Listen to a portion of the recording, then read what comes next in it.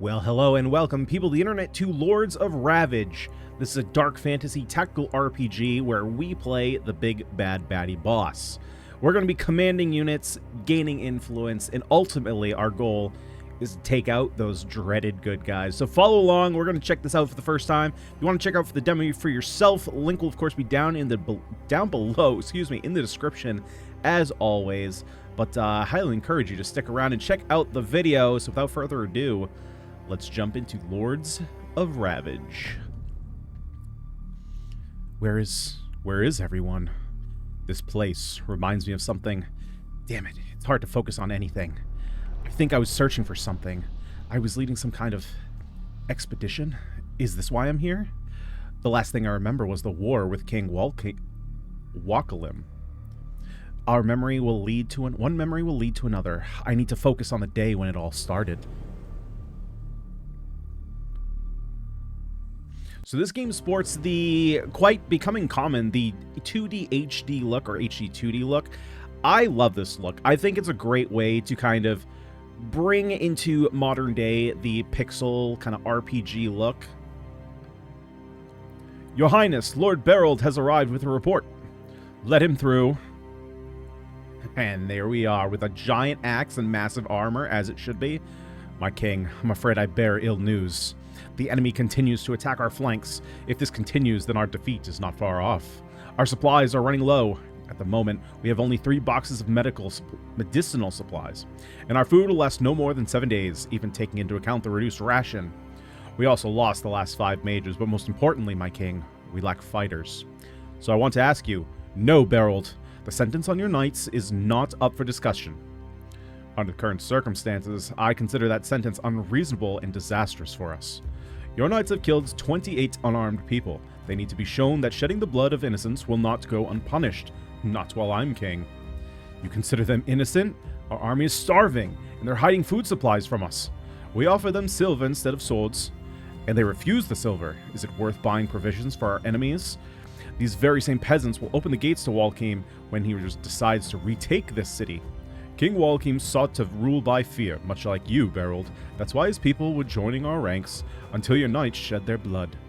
To sacrifice an elite squad in exchange for untrained and unarmed peasants is unprecedented stupidity.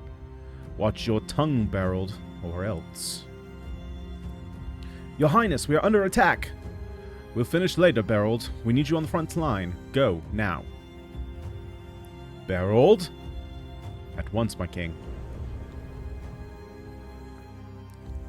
Alright, we're gonna get to fight. Let's fight. Here we go. Yeah, that sounds like battle music. Yeah, this reminds me of old school tactical RPG games where you just like kind of float into the battlefield. Oh, we got the smoke. This is Berold. Men, this fiend is dangerous, but we only need to delay him. Such a futile effort. This won't take long. Welcome to the Lords of Ravage tutorial. In this tutorial, you'll learn the basics of this game. Let's start with the combat system. In this combat, you play as Lord Berold, leader of the Dread Knights and an excellent fighter who becomes more powerful as the battle progresses. Now, let's deal with King Walkim's forces. You always have the first turn. Your units can take turns in any order. Now, left-click on Berold to select him. You can hold the right mouse button to rotate the camera. It's more of a pan, but okay. I'm being a little bit technical. Left-click on Berold, okay? Or not Berold, I'm thinking of Attack on Titan. Berold. Berold has a vast choice of abilities at his disposal, which you can find in the circle around him. Berold's abilities can only hit frontline units, but other abilities may allow you to hit any target. All right, we got frontline, backline. Makes sense. Let's use Maim on any enemy. Left-click or press 2 to use Maim, then click on any highlighted enemy to select them as a target. Let's see. Maim. So level 1 ability deals 100% or 25 damage and applies 1 stack of horrific wounds. Press Control to show details. Horrific wounds deal 50% or 12 true damage at the start of a turn. Stacks independently. Lasts 4 turns. Alright, let's go ahead and maim the Spearman. Oh yeah, that's a... Jeez, that is such a big axe. I missed this character design. Give me the big, unproportional dude with the massive armor, the massive shoulders, and the huge freaking axe. Currently, Berold has enough AP or action points to use only 1 ability. Since you don't have any other units on the battlefield, you should end turn by pressing this button. Okay, so it looks like this. Yeah, so these... Okay, mouse, get out of my way, please. These are action points. I'm assuming that is AP, but I can't see it because of the mouse. Most of the abilities consume 1 AP, but there are exceptions. Unspent AP will be transferred to the next turn. Yeah, and this costs 1 AP and it has a 2-turn cooldown. Okay, makes sense. End turn. Haha, you bled, idiot. So we got Pierced, we got Steady Shot, we lose some health. We increase the damage received, probably from the Archer, I'm guessing. Please follow the tutorial. Okay, the tutorial is very specific in what you need to do. While a capable fighter, Lord Beryld restores his health very slowly between battles. It is a wise idea to minimize the damage he takes. Unnatural Strength can remove any negative status effects from Beryld. Now select Beryld and use Unnatural Strength on him. Okay, so we have Unnatural Strength. This unit removes all negative status effects and gains 5 power. Okay, so it looks like maybe this purple is an unnatural... Let's see. Okay, so... I can see that he has a debuff on him under his name, but I have to kind of open up this menu and go to it, I think. So Sunder Armor. This unit receives 5% more damage, up to a maximum of 50%, stacks up to 10 times. Lasts until end of raid. Okay, so let's go ahead and Unnatural Strength, select him. Okay. We got back the damage. Well, we didn't get back the damage received, but it removed the Sunder Armor. Got it. Since Unnatural Power does not require any AP to use... Oh, it's just a 3-turn cooldown. Okay. You can select Lord Beryld again and use Cleave on any target. Cleave deals damage to the entire line of enemies, but the damage is much greater for the main target. You can always hover the mouse over an ability to see the tooltip and the exact damage it will deal. Okay, so Cleave, 1 action point to level 1, deals 100%, so 5 power. And we got 5 power from here. Got it. So we gained 5 power, which we can see up here, so this is our power. And 15 damage to the others at the same rank. Got it. And I'm assuming... Okay, so this is ranked. So let's go ahead. Might as well attack this unit to deal more damage, because the 15 damage should kill off that unit. Yeah, get him. We're losing, men. Now end your turn. Yes, sir. Thanks to escalation, Lord Beryld becomes more powerful as the battle progresses. Every 2 turns, he unlocks different bonuses, increasing his combat phase. Right now, he entered Phase 2 and gained 30% damage reduction, bolstering his already impressive survivability. Now use your second action as you see fit and dispatch the rest of Walkalim's forces. Now, can I see... is there a way to see what phase I'm in? Oh, escalation. Starts in Phase 1 and progresses 50% towards the next phase each turn. But it doesn't show me what phase I'm in. I don't think. Unless I'm missing something. I don't see any indication. With Stage 1... Yeah, there's nothing down here. Okay, so, yeah. Unless I'm missing something, I don't see what's in... Is it this? Infamous Butcher is a passive. Gains armor equal to 40% of the damage dealt by followers. Nope, not that. Alright, well, let's take out the other units here. So we have Pierce 2. Deals 80% damage to an enemy and another 80% damage to the enemy behind. Oh, well, I wish I knew that before. I would have attacked this line. Okay, well, let's go ahead and maim this unit. And then we will end turn. Hey, prick, don't shoot me in the face. Oh, it's our turn again. There's no real indication when it's our turn and not our turn, is there? It kind of just goes. Like, we end turn. Yeah, there's no, like, indication. Oh, there's a very, very subtle indication that it's his player's turn. It's very fast. You never learn.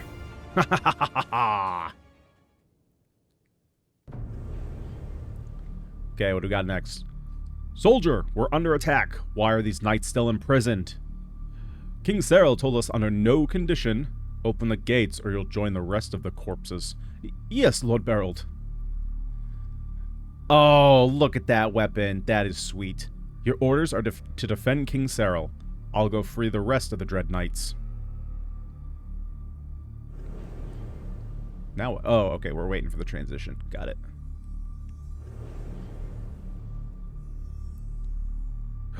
There's been a massacre. Stand your ground.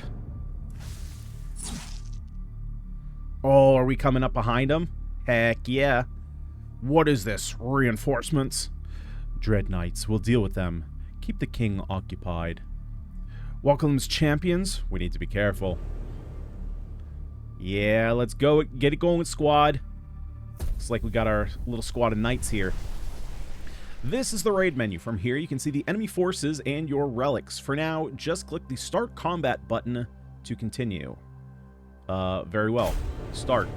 This time, you'll have to defend against stronger enemies. These elite warriors are much more powerful units with their own mechanics. Usually, combat starts with the reinforcement phase. During this phase, you can place up to 4 units on the battlefield randomly picked from your reinforcements pool.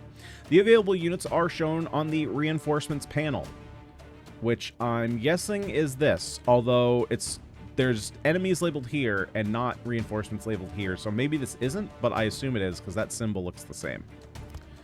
Most of the prisoners Berold freed are wounded, but they can still perform their duties. Start by placing a Black Guard, which is this unit. While you can place this unit anywhere, he is best suited for a forward position due to his high health. Okay, makes sense. Another good addition will be the Dread Knight. This is a versatile fighter who is great at finishing off wounded enemies. Place him on the front line. Oh, he's only half health though. Okay. Lastly, let's place a Knight Lieutenant in the back line. This is a mighty elite follower, meaning that they are more powerful. The amount of elite followers that can be deployed simultaneously is limited.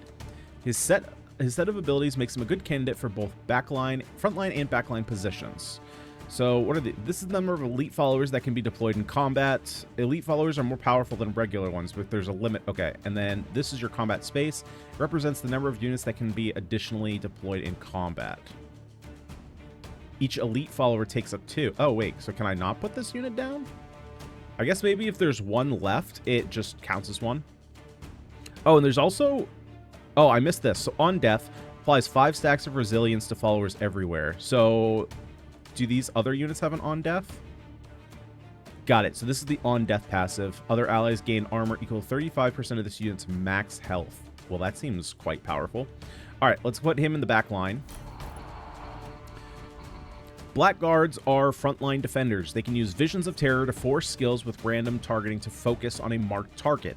If the skill is applied to an ally, it makes enemies attack that ally. Select the Black Guard and use this ability on the Dread Knight. Applies mark to any target. Skills with charges cannot be used or triggered when no charges are available. Using the skill consumes 1 charge. Okay, so this is the charge indicator. The arrows. Okay, so we're going to do Visions of Terror on the Dread Knight. So now he is targeted with Mark. Why can't I... Oh, because I have to get through... Visions of Terror does not cost any AP. A Black Guard's regular attack deals decent damage and allows him to take less damage. Deals 120% true damage. Not sure what true damage is highlighted, but it's not under the extra details.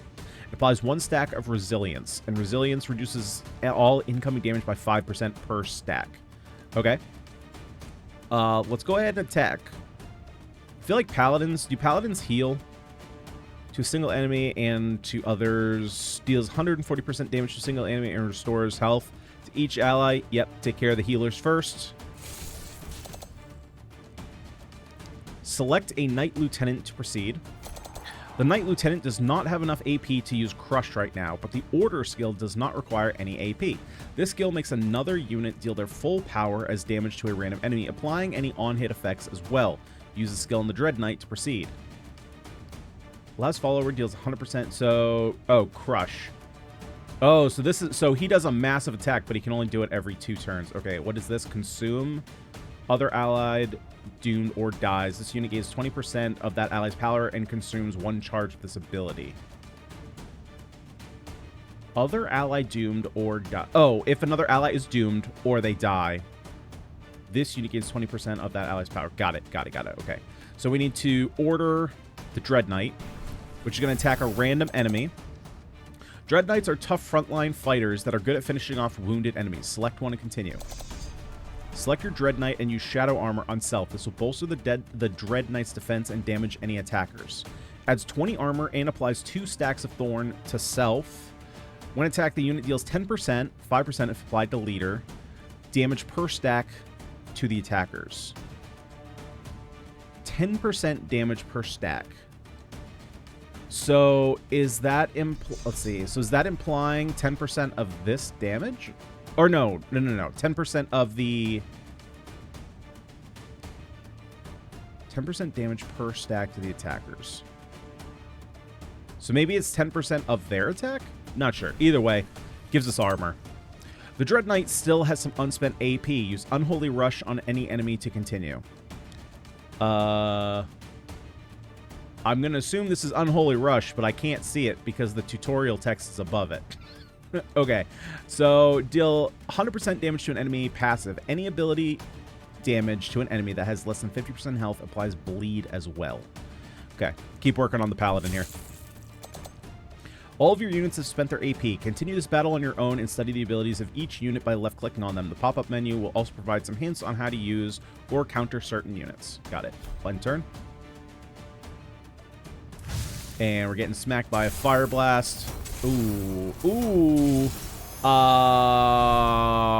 What? Is that supposed to happen? We did mark him, so I guess it's supposed to happen. Some of your units have died and freed some combat space. This is expected, and each unit has its own disposable passive ability that triggers when they die, providing different benefits. You can place any number of units until you run out of troops. Now place a Knight Archer on the battlefield to reinforce your squad. The Knight Archer, let's take a look here, has Quick Shot, deal 50% damage to an enemy. On dealing attack damage to an enemy, apply horrific wounds to this enemy and sets the ability on cooldown. Deals 50% true damage at the start of a turn. Okay. So I feel like we should probably put him in the back. I probably should have checked. I don't know if they have any column attacks. Okay, so we have our turn again. So let's go ahead and do Ruthless Strike. Get our defenses up. Let's go ahead and get Quick Shot going. Wow, that does, like, no damage. We have Horrific Wounds, though, so that's going to help out a little bit. And now we have our Crush ability. So let's go ahead. Oh, heck yeah. Get a nice little crush in, and then we can force... Let's get our Blackguard in there. That's also going to give him a little bit of resilience, right? Oh, you prick. You attacked the wrong unit. Okay. Can't do anything else, so we'll go ahead and end our turn. Paladin's almost dead thanks to that bleed. Okay, so it looks like units can run to the back if there's nobody in front of them. So this unit is not in front of this unit. Okay, that might be important later on. This is the last turn of this battle. After this, your troops will be forced to fall back and stop fighting. Oh, so I don't have to finish the battle? Okay. So let's go ahead and take care of the Paladin. Let's go ahead and we'll start working on the Berserker again. And then same thing, we'll force the Blackguard to attack. So how many stacks? So I have 3 stacks of resilience, but I have a lot of Sunder armor, which is not great. Okay, well I guess that's it. I can't do anything else. Stage 2 out of 2. Okay, so I'm just fighting... Am I just fighting the same units again?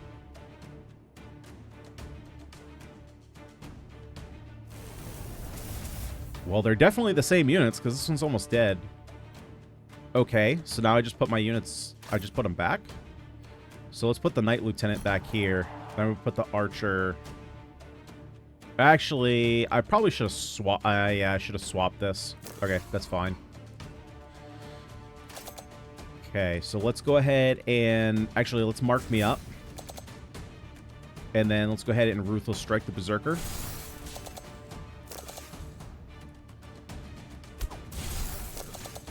Let's get some wounds going. And then we're going to force you to attack a random unit. And that's all we can do. We're still saving up for a charge.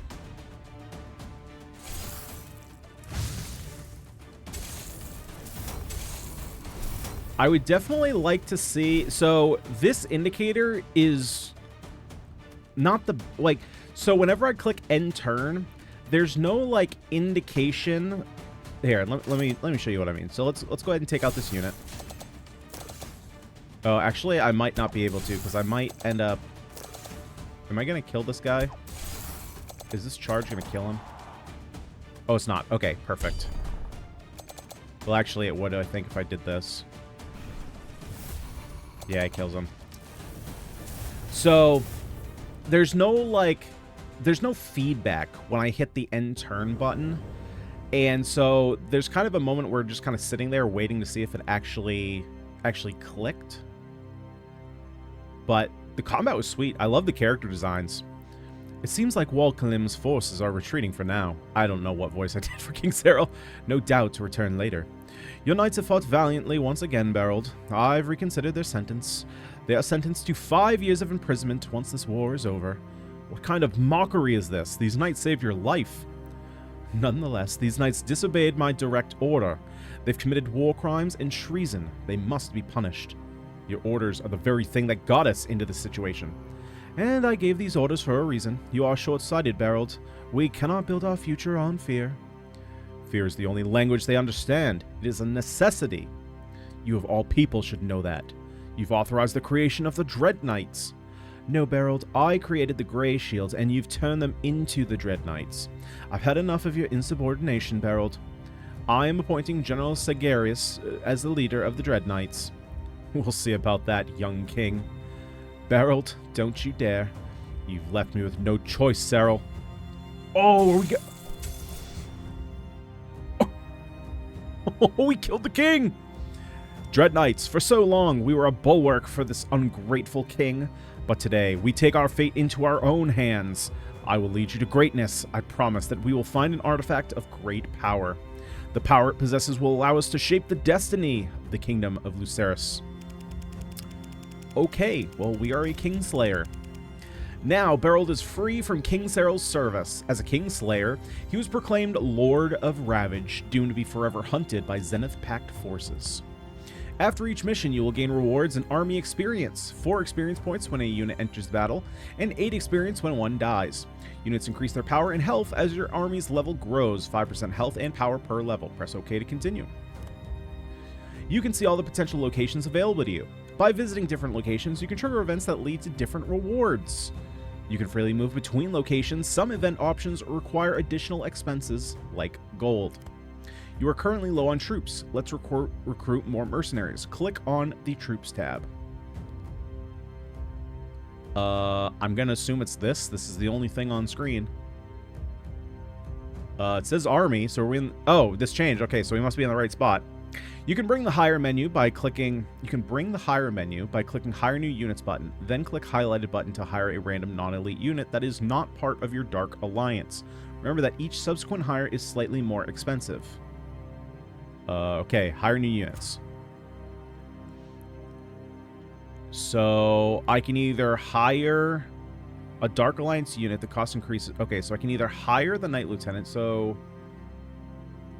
Okay, so if they're part of the Dark Alliance, they can be upgraded. Okay, or we could get a random unit. Let's get a random unit and see what we get. You can see your reinforcements pool here. You can right-click on a unit to see its ability, stats, and hints on how to use it. Some of your units are considered to be in your Dark Alliance. These units can be upgraded with new abilities. Here you can add new abilities. Oh, here. You can add new abilities. So the indication that's being used to highlight what's being selected is not the most obvious. Green is a color that's kind of... it's kind of blending it, or it's not vibrant enough or something. I'd almost... I don't know how I feel about this. I was going to say, I almost want the text to, like, go where the thing it is talking about, but it's pretty good to have a standardized location. Maybe, I don't know, just saying here and not like a stronger indication. Like, for example, where it said here you can see your pool, I didn't know what it was talking about. Maybe it was selecting this button, but like we already selected it to get in here. So it's like kind of odd that it's not listed or anything, you know? Dark Alliance units, or to continue, click on any of the potential upgrades. Okay, so do we want to increase Crush, Order? Let's do... Oh, what are these? These are locked? Followers everywhere gain 5% damage output. Nah, let's go ahead and go... Let's upgrade our Crush. Upgrading your units costs Forbidden Knowledge. You can get more Forbidden Knowledge by visiting more map locations. Okay, so this is Forbidden Knowledge, and then we have our coins. Your main quest right now is to rendezvous with the rest of the Dread Knights. Visit nodes on the map and gather rewards until you find the quest location. Okay, and we got a Fanatic. So the Fanatic applies 2 stacks of resilience to any ally and deals 50% damage to a random enemy 3 times. Oh, that seems kind of... Oh. Not when you only have 5 power, okay? Removes all negative status effects from the target follower and adds 10% bonus to that follower. Okay, it seems okay. Let's go ahead. I'm going to actually grab that Knight Lieutenant so that way we have another one that's at full health. So if I level, let's see. So Crush is currently 2 out of 3. Oh, so if I upgrade, okay, so if we upgrade 1, it upgrades every unit, right? Because if I'm on Blackguard right now, I click on this Knight Lieutenant, shows Crush is level 2.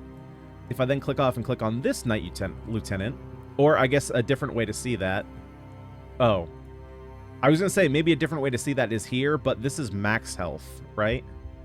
Yeah, because on this one, it's only showing max health. So yeah, upgrading a unit upgrades them completely. Interesting. But I can't, okay, but I can't upgrade these units because they're not part of our Jark Alliance. So let me just keep upgrading the Knight Lieutenant, I suppose. I got a bunch of books here. So let's go ahead and upgrade Order a couple times, since that's how he's dealing most of his damage. And then let's also gain access to Commander. Knight upgrade will be upgraded with Commander. Yes, I would love to continue. Sick! We got Commander. Alright. So, let's take a look here. We have... Oh, wait. Why can't we go... Okay, we can't go there. I guess we have to go to this location? Oh, that's kind of cool, that little effect. I don't know if it's supposed to mean anything, but it looks kind of cool. Potential rewards. Your menace will be reduced by 3. Our menace. Sure. Your troops captured a Zenith Pack agent spying on your movements. Despite lengthy interrogations, your troops weren't able to crack the spy. We can apply more... Oh, the rewards change. Okay, so we can apply more force to... This is your menace. Enemies get 1% health and power per point of menace. Okay, I don't know how much menace we have right now, so maybe I'm not so concerned about that. There are fates far worse than death. He'll experience one of them. We can get more books, which is pretty good. This is a tough one. Keep him for future exchange. Oh, we get way more books. All right, we're going to keep him. You've decided against torturing the spy any further. It is wise to exchange him for one of your own, as he is unlikely to have gathered any critical intel on you. All right. So now we have 7 to 10% leader's current health. Okay, I don't think we need that. We can go here, 20 to 30 gold. Sure. You approach an old gold mine. The mine appears to have been abandoned in a hurry, and there is still some unrefined gold ore left. The amount is larger than your troops can carry. We'll carry what we can, or my followers can carry way more. Oh, no thank you. That is a lot of health to lose. We'll carry what we can. You gather every bit of unrefined ore you can, making your troops do the hauling. You're able to sell the gold ore at a significant sum of money. Okay, what do we got here? Scout the next 3 nodes. Okay. Oh, the land is like burning underneath us as we destroy everything. That's a cool effect. So I guess there were no nodes to reveal, so let's go ahead and go to the health, I guess. The Paladins of Silver Keep have set up a field hospital for the local population and soldiers alike. The hospital is really a humanitarian effort and is rarely attacked, even by the most desperate raiders. You barge into the sparsely guarded hospital, ready to make your demands. You took an oath to help anyone in need, didn't you? You've got new priority patients now, the others can wait. So I can either heal 55 or 15%. Oh, to each of your followers? Oh, we're like max health. Let's go. Heal up my followers. Hospital staff initially refused to help you, but they were quick to change their minds once you put the life of their patients on the line. Yeah, we're just burning everything as we go. More forbidden knowledge and gold? Ruins like this are a common sight in the conflicts. The long-forgotten mansion of someone wealthy and powerful is now nothing but a pile of rubble. Among the rubble, you find an entrance to the cellar. Scour the ruins, take everything that can be sold, or it seems like this place served as an improvised armory. We could use this equipment. Oh, what is this? Consume? A passive. This unit gains 20 to 25% of that ally's power and consumes 1 charge of this ability. What unit does it go on? Let's see how this works. You leave this place, taking every piece of equipment with you. The valuables had to be left behind, but equipment is much more valuable in these circumstances. You found the quest location. You can explore the rest of the map to get all the rewards. When you're ready, visit the quest location. Okay. So, who got consume? Oh, did it just level up my... Oh, it leveled up. Got it. Okay. Okay, I get it. So, yeah, it didn't... So, maybe I missed it, but it didn't indicate what character this was a passive on. Now, to be fair, you know, it doesn't look like there's any overlap in abilities except for the on death, but the on death has a different quality to it, but the icon is the same. But I do wish it kind of indicated what the upgrade was. I guess at this point, because the Dark Alliance characters are the only ones that can get upgraded, it's kind of self-evident which one, but I'm guessing maybe later on we'll have more units that are Dark Alliance. Don't know that for a fact, but we can always speculate. Okay, so we have, looks like more healing. Each of your units is healed by 15% of their max health. Our agents have discovered a medical supply warehouse belonging to the Zenith Pact. A small number of their forces are present, mostly to keep orders when handling the supplies to locals and fend off smaller bandit raids. You have no problems slicing through the defenders. We can either get 15 reward for everybody, 20 coins, or just 20 XP. Oh, amount of army XP. Let's go for army XP. Go ahead and level up our army. Base power goes up and health goes up for each level. Instead of using herbs for medical purposes, you decide to concoct a bunch of potions that will be helpful in combat. So far, one thing I've noticed is we're doing a lot of text-based choices here. One thing that which is ultimately fine, you know, I wouldn't want to necessarily do a battle for each one depending on how long the game is. But what I kind of wish I wish there was different choice, like, so we have different choices, right, of different things we can do. You know, like if we raid someone, we can either, you know, there were options that we could either take as much gold as we can, we get less gold, or we take more gold and it hurts our characters. So obviously there are some events that have a little bit of cost to them. I would almost like to see cost and reward for every option, and it doesn't necessarily have to be like health of your units, but if there was some kind of like status indication of like how evil you are. I don't know if this is going to be a game where you're going to have to make the choice. Do you want to be like a super evil guy or a not so evil guy, or do you want to be like an actual good guy? I don't know if that's like a morality system, basically. Something to like not just be choosing what rewards you want, but something that also impacts your, like, the choices impact gameplay more than just what is the reward. Imminent combat. All right, let's jump right into it. Stage 1 of 3. I don't fully understand this screen. Like, there's 3 stages, but I don't understand why we're resetting combat and redeploying units fully. I also don't know what these relics are. I don't understand. Well, this is different. Okay, so these are the 3 stages. Oh, so maybe that's why. So my thought was, so it says your combat space 3, enemy combat space 3, last 3 turns. We have an additional combat space, so we can put another unit down, and then the enemy is going to have more units, and we're going to have more units. Interesting. Okay. So there is slightly different. There is a difference between stages. Oh, dude, I like this. I like the fly into the battlefield rather than just like starting on it. It's cool.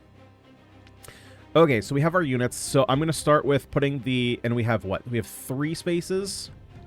So let's go ahead and put the Blackguard down. And actually, let's just do the same setup. Dread Knight and Knight Lieutenant in the back.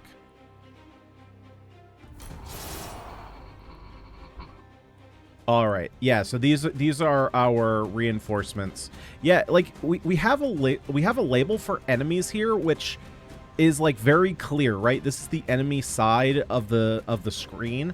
So I guess I don't understand why there isn't a label over here for reinforcements. Okay, so let's see here. Let's go ahead and, do you want to start marking this unit? I guess we do. So let's go ahead and armor up. I'm going to mark you, so that way they target you. We can also... let's try and get damage done first to this Crusader. And let's go ahead and order you to attack again. And unfortunately, it didn't attack this unit. Okay. I was going to see if we could get him below 50% health. That way we can make him bleed. And we're done here. Okay. End turn.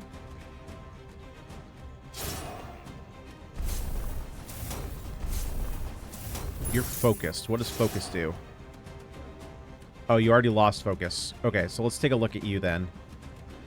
Applies 3 stacks of focus. Increase power by 10% per stack until next ability targeting enemies. Okay, so basically it increases... oh, wait. Increase power by 10%, but 3 stacks. Okay, so it's a 30% attack boost for your next stack. Got it. And what are we... Sunder Armor and Thorn. Okay. Yeah, okay, so the UI, I think, needs some work.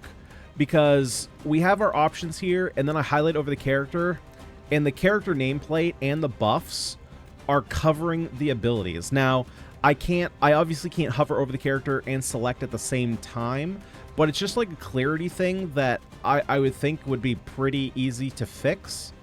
Especially, like, you have all this room right here. Like, the action points and ability are so far above the character, which I'm guessing this is kind of a default location for in case you have a taller character here. But it's just kind of a cluttered thing. Stuff like this passive, there's clearly a border here. Why is the passive underneath the border? And why is it not, like, closer to here? It's kind of just floating out in space. That's a little odd. There's definitely, you know, we talked about the enemy. Why is there no label over here for reinforcements?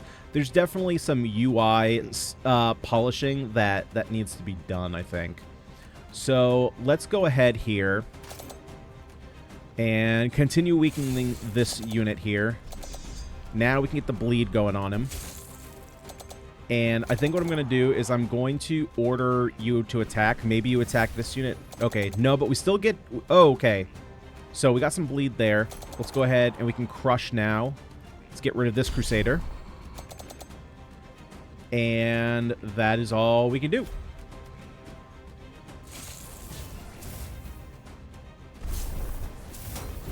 Right, so enemies are going to keep coming out if there's more enemies in reserve.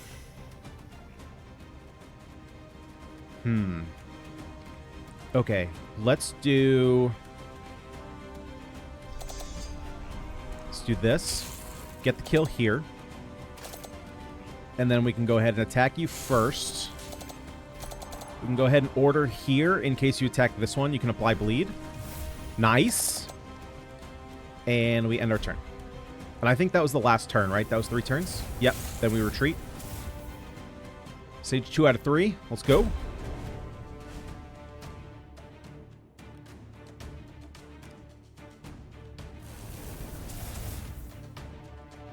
Oh, this is a new unit.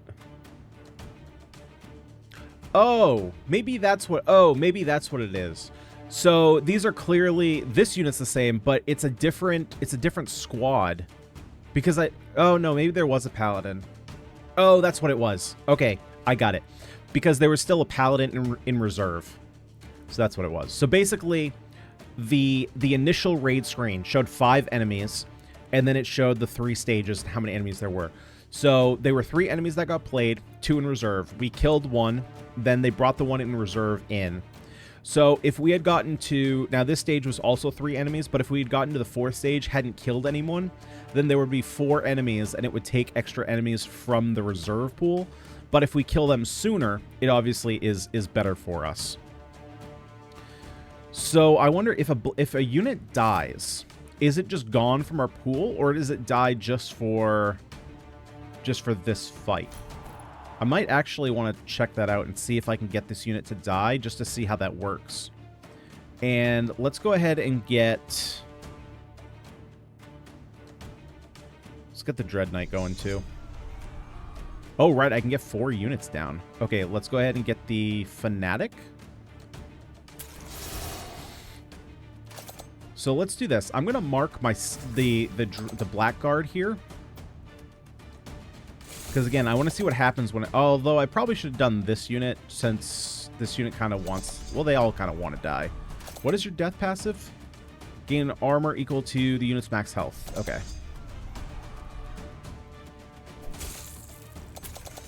And then what do you do again? Applies 2 stacks of resilience to an ally and deals 4 damage to a random enemy 3 times. And then removes all negative status effects. Okay.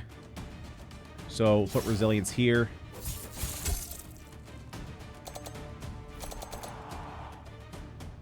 Have you go attack someone, because you should. Or just get the kill. Okay. End turn.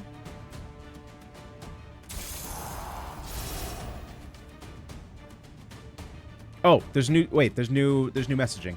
The enemies are sufficiently weakened now. It's a good time to deploy your leader and finish the enemies off. We can send in our boy. Send in our boy. I am pleased with your skills, my soldier. Stand back while I finish them. Yeah. Yeah, bring them in. Oh, heck yeah. Leave this one. We have our own music. That's great. Let's go ahead and gain 5 power. And let's go ahead and... what's our strong attack?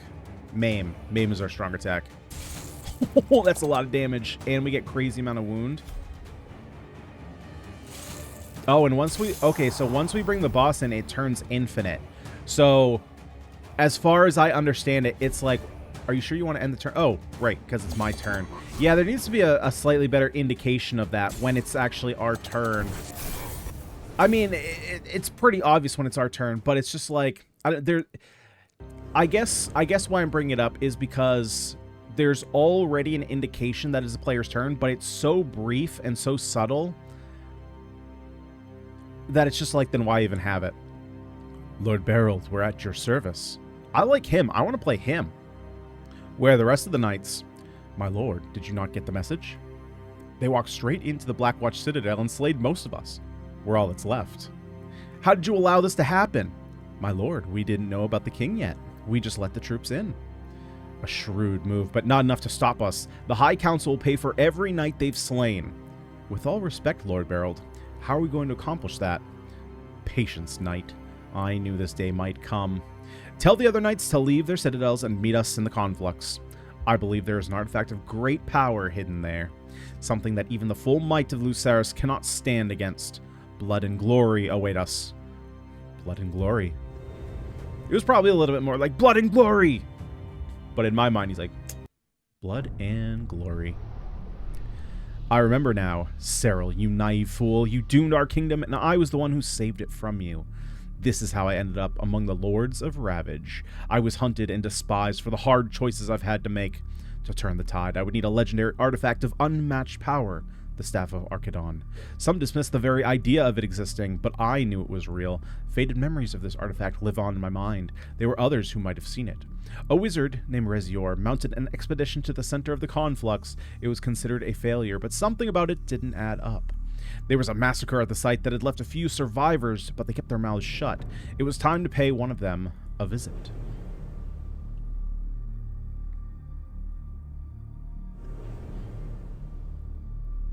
Dread Knights, while our brothers and sisters are making their way to the conflux, we have some unfinished business. We're searching for an old man, an outcast. He was last seen in a swamp near the village of Creighton. I expect you to keep this man alive and unharmed. He is instrumental to finding the Staff of Archidon. Fortunately, with most of the Lucerian army is busy at the front lines, this region is sparsely defended. But there is a small contingent of Lucerians on the way, led by Baroness Lionette. Her tactical prowess is questionable, but her popularity should not be underestimated. Should not be underestimated? No, should not be underestimated.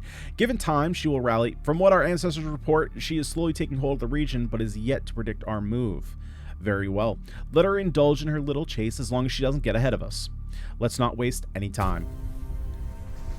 And there we have it. That is where we're going to end this one before we jump into a whole nother map and do all these rewards here. I guess I'm going to have to select. Let's go ahead and just get another. That's fine. Yeah, so that opens up a whole nother map.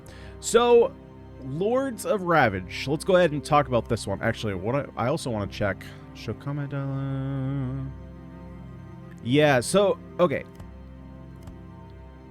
Let's go to the main menu. So let's talk about this game, and let's talk about some of my thoughts, what I think, and whether or not I think it's a good game. So Lords of Ravage, I think that the game has some interesting mechanics to it, but I think a lot of my issues just come to polish. Because as far as combat goes, you know, it's pretty much what you'd expect to find in a tactical RPG. Obviously, like, units are going to be very specialized. They have their own stats. There's no like equipment system or anything, and I think that's totally fine, especially when it's more of an army-based game. So we're not having unique units that you want to specialize the individual units. It's kind of more this game is a little bit more about quantity than quality, it seems like, right? Because we're building up an army. Obviously, we can increase our boss unit, but and the boss unit is super cool. I really like that mechanic of kind of weakening enemies. You know, our units kind of want to die, which is really, it's a different take on the tactics RPG. Typically, well, unless you're playing with the permadeath option, you don't really, I mean, you still don't want your units to die, but, you know, playing games like Fire Emblem have like ingrained into me that whole permadeath situation, because you have unique units, and in this game you don't. But so you actively want them to die, and then you're just going to replace them with more units. Them dying is going to increase their bonuses, and then you bring out your big boy in order to take out the rest of them. And so the combat is really sweet. Combat is really fun, and I dig the combat system. However, there needs to be a lot of polish on the UI. There were a lot of things where menus were overlapping and it was getting very cluttered. There were certain things that were just behind and not visible. Or at least obscured, right? There was the passive for our character, our lord, which is just like behind the transparent black background that's trying to make things easier to read, but because it's overlaid on top of the passive, it's actually harder to read. It's harder to see, and it was kind of just like off to the side. I'm assuming it's off to the side because there's intended to be other passives gained and they fill in, but I'm not sure why you wouldn't just, whenever you gain a new passive, you slide it over to the left and input the new passive to the right, and start the passive all the way over to the right, close to the, because you want to keep all the information that's relevant next to each other, right? And we talked about how certain things weren't labeled. So for example, like the enemy roster on the left was labeled with enemies, but on the right there was nothing to indicate that they were our troops. It was just kind of like a balancing thing as to why one was labeled, one wasn't. I wasn't sure about stuff like that. The troop menu in the map menu wasn't labeled in any way. So you have your tutorial that says like click the troop button, and you kind of think like, well, this is the only thing on screen, it makes sense, but if there were more things on screen, it would be confusing because it's not labeled in any way. Even hovering over it didn't give you a troop tooltip, so I was kind of unsure about that. The tutorial itself basically saying click here, and it was just kind of subtly highlighted in green. I feel like you either need to make it like way more vibrant, or like flash a little bit faster or something to make it more obvious. It was just kind of a darker green, and when your game is already a bit darker because it's, you know, it's going for that dark fantasy theme, it was a little bit tough to see, and it wasn't always obvious, especially since the text is always in the same spot.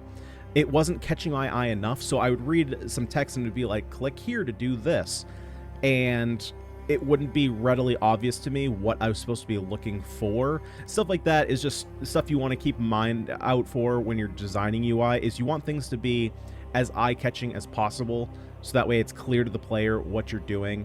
And again, like I said, with the buttons, you know, here we can clearly see that whatever I'm selecting is highlighted, but when we were actually in game, the end turn button that was down here, there was nothing, as far as I recall, that button wasn't highlighted at all, and when I clicked it, there was no, you know, not that I want to click and sound, but there was no like indication that the button was clicked, and we had to, there's only like a second delay before the enemy turn happens, but stuff like that you just kind of want there to, so that way your player understands that the activity that you're trying to accomplish was accomplished.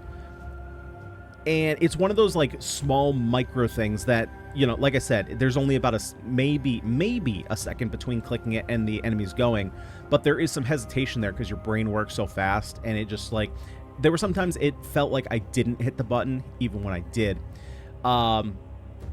So those are kind of like most of my gripes. I guess one of the others was, like I talked about before, the map and exploring the map is all text-based. It's more of like that older style RPG. Like, there's no cutscenes or anything. Not that I would want like full-fledged cutscenes, but there's no even just like character sprites coming in side by side and having their dialogue options or anything like that.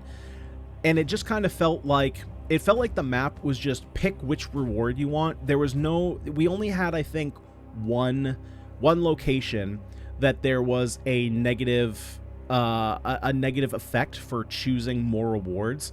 I feel like there should be, for every decision, there should be some kind of morality based system, or morality is maybe not the right word.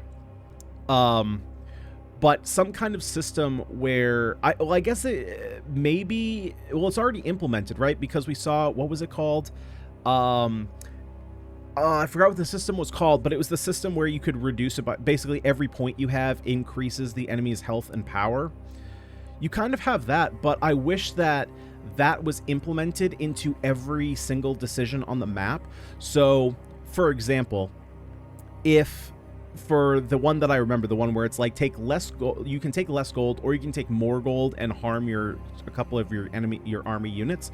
I wish each of those options had, like, if you're taking more gold, you get +5, again, whatever the keyword is, or if you take less gold, you get +2, whatever that keyword is. So that way, not only are you having to decide, and that might be a slightly worse example because you're already taking more punishment, hurting your enemy units or your army units, but let's say that option wasn't there, or let's say it's any of the other options that we had in the game. I wish there was a morality number attached with each of those options, so that was another reason to weigh on your decisions rather than just which reward you want or how much of a reward you want. There's also there's a gameplay reward or consequence to making those decisions, right? Because like in any other, if you look at any other RPGs, like this is really going out of the box comparing this game to Lord of the Ravage, but if you look at a game like Baldur's Gate 3, right, that is fully fledged into the RPG world, your decisions completely matter for the rest of your gameplay, right? If you are deciding whether or not to kill someone, or even if it's not a choice and you're just running around and you're like, haha, I'll just kill this unit. Well, that person that you just decided to willy-nilly kill might have had repercussions down the line. It might have offered you a quest for a cool legendary weapon or whatever, but you don't know about it until you get there. But it's still, or you might have, like the druids in the grove are going to get angry if you pickpocket, right? Your decisions are going to interact with the world, and it's going to affect the rest of your gameplay.